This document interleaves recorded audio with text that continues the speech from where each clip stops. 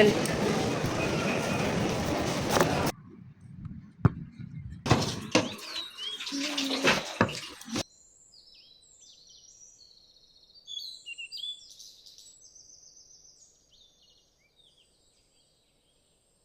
अबू हुरैरा रज़ी अल्लाह ताला अन्हु से रिवायत है कि रसूल करीम सल्लल्लाहु अलैहि वसल्लम ने इरशाद फरमाया, जब रात का आखिरी हिस्सा रह जाता है तो अल्लाह तबारक व तआला पहले आसमान के ऊपर आते हैं और इरशाद फरमाते हैं कि कोई है जो मुझसे दुआ मांगे और मैं उसकी दुआ कबूल करूं, कोई है जो मुझसे सवाल करे और मैं उसे अता करूं, कोई है जो मुझसे मग़फ़रत चाहे और मैं उसकी मग़फ़रत कर दूं। अस्सलाम वालेकुम एवरीवन, कैसे हैं आप सब? इंशाल्लाह सब खैरियत के साथ होंगे। अल्हम्दुलिल्लाह हम सब भी ठीक हैं।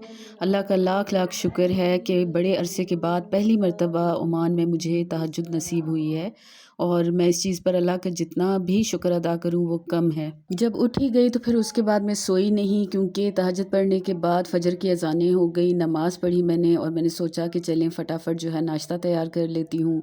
तो सबसे पहले मैंने चाय रखी, क्योंकि अगर मैं चाय नहीं पीऊँगी तो मेरे सर में दर्द शुरू हो जाएगी। इतनी अर्ली मॉर्निंग उठने की अब आदत नहीं है, लेकिन यह है कि रमज़ान आने वाले हैं तो इंशाअल्लाह ताला आदत डालनी पड़ेगी। कई सालों से एक आदत है कि रात में किचन को साफ़ करके सोना है, ताकि सुबह जब उठें तो बहुत ज़्यादा मैस ना हो। अल्हम्दुलिल्लाह इस चीज़ का बहुत फ़ायदा होता है। चाय बन गई और उसके बाद जब मैंने चाय छान ली तो ये जो पत्ती बचती है कराची के अंदर मैं अपने पौधों में डालती थी, क्योंकि ये एक बेहतरीन फर्टिलाइज़र है प्लांट्स के लिए।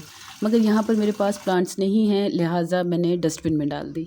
तो अगर आपके घर में प्लांट्स हैं तो आप प्लीज़ जो एग शेल्स होते हैं, जो अंडे का वो ऊपर वाला वो शेल होता है, उसको वॉश करके उसको सुखा के चूरा बना के वो पत्ती हो गई वो, और जो दालों का चावलों का पानी होता है उसको लाजमी जो है वो पौधों में डाला करें। ये पौधों के लिए बेहतरीन फर्टिलाइज़र साबित होता है। यहाँ मैंने दो टाइप के बन लिए हैं, एक पोटैटो बन्स, ये जो थोड़े येलोइश से हैं ये पोटैटो बन्स हैं, दूसरे वाला जो है वो सिंपल बन है।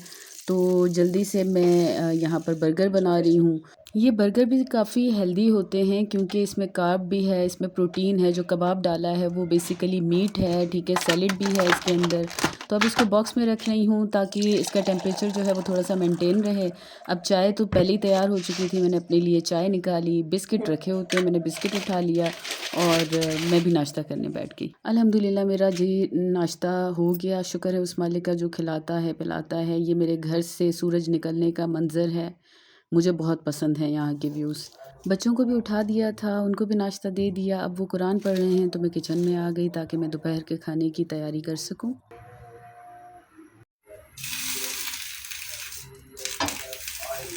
एक ही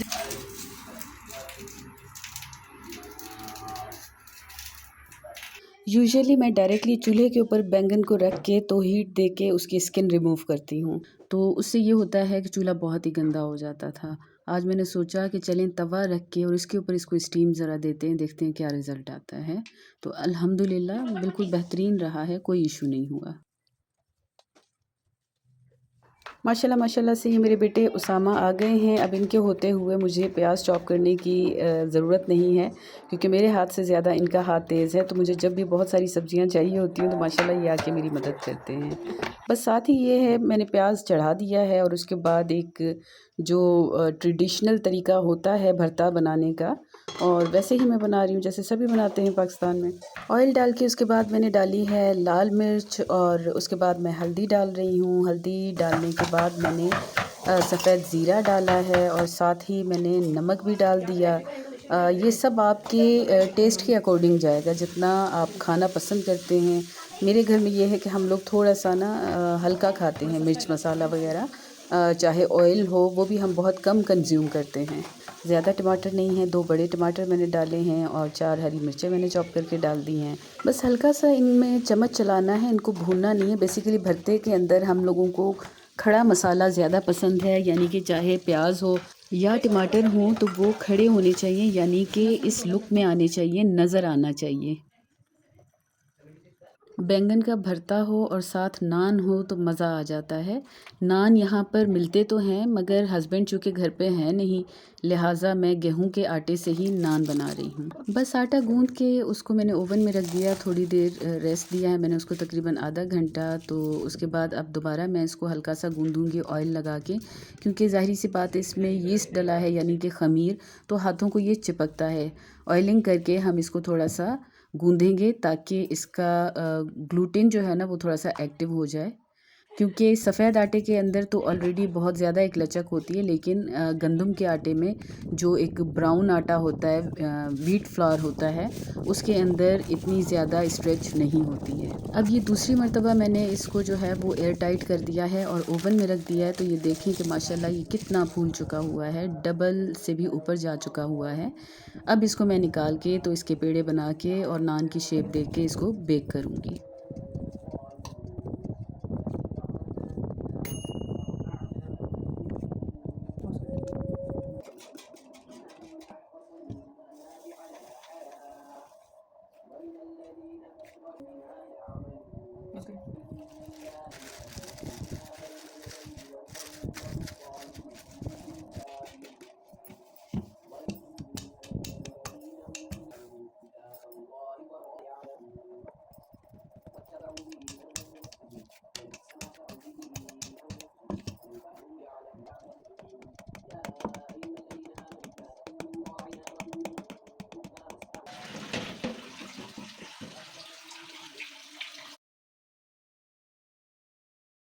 अल्हम्दुलिल्लाह जी, खाना वाना खा के तो उसके बाद ये है कि हमारी एक गेस्ट फैमिली ने आना था, तो बस फिर हमने थोड़ा सा कमरा सेट किया है उनके लिए ताकि वो लोग आएँ और हम उनको आते साथ ही चाय वगैरह सर्व कर सकें। जब तक मैं दूसरे काम निपटा रही थी तो उसामा ने माशाल्लाह से फटाफट जो है वो ब्राउनी बना ली, क्योंकि उसामा के हाथ की ब्राउनी हमें बहुत पसंद है। सिखाया तो मैंने ही है, लेकिन उसके हाथ का अपना जायका है, मेहनत है उसकी, और माशाल्लाह माशाल्लाह बहुत ही ज़बरदस्त ब्राउनी बनाता है, बिल्कुल फजी ऊपर से क्रिस्पी। आप देख सकते हैं, इंशाल्लाह मैं इसकी रेसिपी जो है वो अलग वीडियो में शेयर करूँगी और उसका लिंक जो है वो डिस्क्रिप्शन में मैं दे दूँगी। तो आप ज़रूर मेरी इस रेसिपी के ऊपर ब्राउनी बनाइएगा, आपका दिल खुश हो जाएगा। इतनी बेहतरीन, इतनी फजी, इतनी ज़बरदस्त परफेक्ट ब्राउनी बनती है। मेहमानों के जाते साथ ही हम भी बाहर निकले, कुछ सामान चाहिए था। तो ये देखें कि अल्लाह पाक की तख्लीक कितनी हसीन है, कितनी खूबसूरत है। अल्लाह की तख्लीक इतनी हसीन है तो अल्लाह पाक खुद कितने हसीन होंगे। अल्लाह हमें उन लोगों की जमात में से उठाए जिन्हें अल्लाह का दीदार नसीब होगा इंशाअल्लाह ताला, अल्लाहुम्मा आमीन। हमने हमेशा टिन वाला पाइनएप्पल यूज़ किया है, फ़र्स्ट टाइम मैं फ़्रेश ले रही हूँ क्योंकि मैंने पाइनएप्पल जैम बनाना है। तो ये जेंटलमैन माशाल्लाह कितनी बेहतरीन तरीके से इसे काट रहे हैं, और अब तो ये है कि मैं घर पे भी ले जा के काट सकती हूँ। और आप भी देखें किस तरीके से कटता है पाइनएप्पल।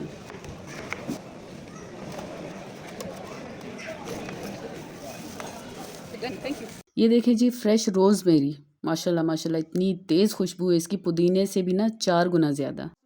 आजकल ज़ाहिर सर्दियां हैं, दिन छोटे हैं और रातें बड़ी हैं, तो एक नमाज के बाद दूसरी, दूसरे के बाद तीसरी का वक्फ़ा बहुत कम रह गया हुआ है। लिहाजा मैं प्रॉपर वीडियो रिकॉर्ड नहीं कर पा रही, क्योंकि नमाज़ पढ़ना तो बहुत ज़रूरी है। दुनिया के सारे काम जो है ना वो बेशक इंसान छोड़ दे, लेकिन नमाज नहीं छोड़नी चाहिए।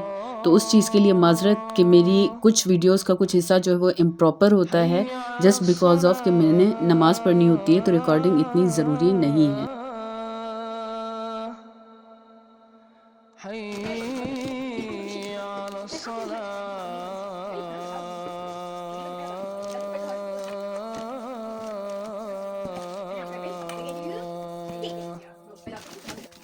حي على الفلاح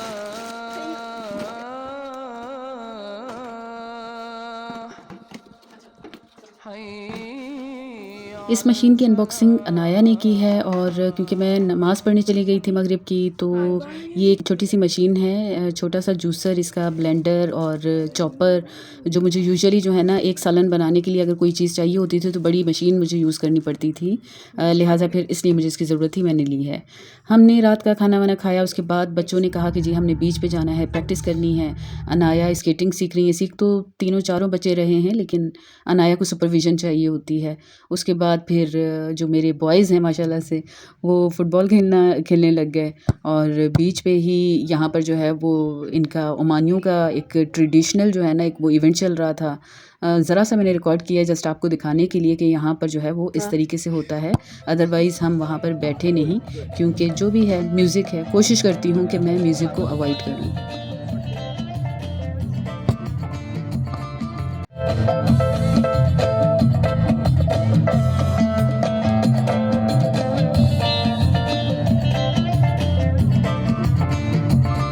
बस 1 घंटा बीच पे गुज़ारने के बाद तो अब हम वापस घर की तरफ जा रहे हैं। आज की वीडियो को बस यहीं पर वाइंड अप कर देते हैं। अगर आपको मेरी वीडियो पसंद आई है तो प्लीज़ लाइक, शेयर और सब्सक्राइब कर दीजिएगा, बेल बटन दबा दीजिएगा ताकि आने वाली हर नई वीडियो आप तक पहले पहुंच सके। खुश रहें, दुआओं में याद रखें, मेरी बहुत सारी दुआएँ आप सब के लिए। इजाज़त दीजिए, अल्लाह हाफ़िज़।